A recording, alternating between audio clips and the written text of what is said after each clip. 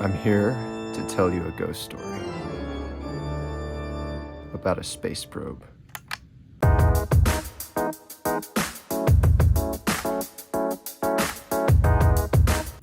So about a week ago, for the first time in 50 years, the US sent something to the moon. Its name was Odysseus 1, and its mission was to basically check in on the climate of the moon because apparently NASA's planning to send more astronauts there at the end of the decade.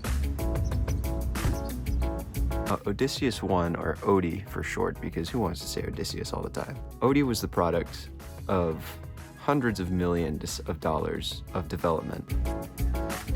After 600,000 miles of space travel, Odie descended to the surface, only to trip over a rock and land sideways. Every picture that it sends back of the moon's surface has to be rotated 90 degrees. And I think that's utterly hilarious that after so much work and so much travel, it's just laying on its side. I'm not even kidding. I'm hearing noises back here. Oh, there's a moth.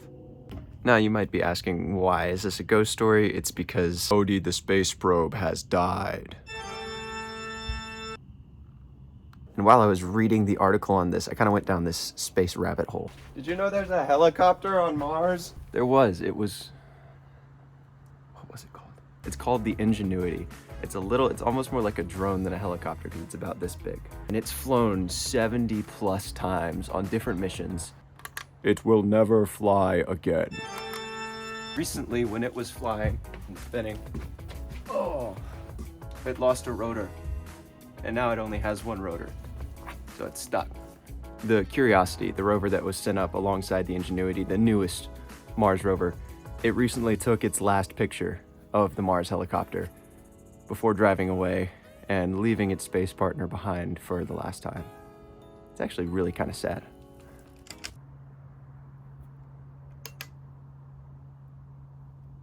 Do you guys see those eyes back there? So I did some reading on the Mars rover program. The Opportunity rover, it was set up in 2004. It was only meant to last 92 days. The Opportunity lasted 15 years. The reason it finally went dark was because there was this planet-wide dust storm that was going on. NASA says either it was damaged in the storm or simply dust covered the solar panels so it can't charge. Hello? There's noises back there. I'm getting out of here. So why am I really talking about space probes and rovers and all that kind of stuff? From all of the failures of space exploration, I believe that we can find a lot of hope.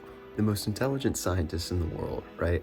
They spend decades, in some cases, working on the most complex and advanced pieces of technology to send hundreds of thousands of miles through space just for something to go wrong, just for them to land on their side, or just for a dust storm to cover the solar panel. No rover, no space probe, nothing that we send to the moon or to Mars or any of the other planets can truly replace humans. If we sent some Jim Bro up to the moon, right? He would just get behind this moon, or he would get up under this moon lander and he would just squat it back and it would be standing up straight. And that would be the end of it. If we sent my mom, right, in a rocket to Mars, armed with nothing but a feather duster, she would have the Opportunity rover up and running in a matter of minutes. Here, Mom, here, take this. Take this, now go. Go to Mars, fix the rover. Go, you're our only hope, fix the rover. That thing could just roll on and keep exploring Mars for eternity. Here's my point. Humankind is not replaceable.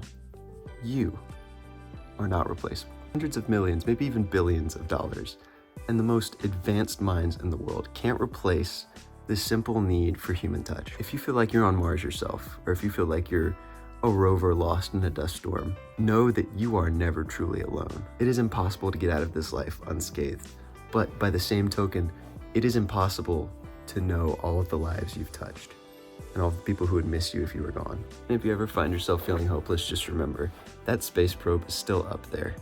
It's still sideways, and by God, someone needs to turn it the right way, and that's you. But for real, hang in there. and stay smiling.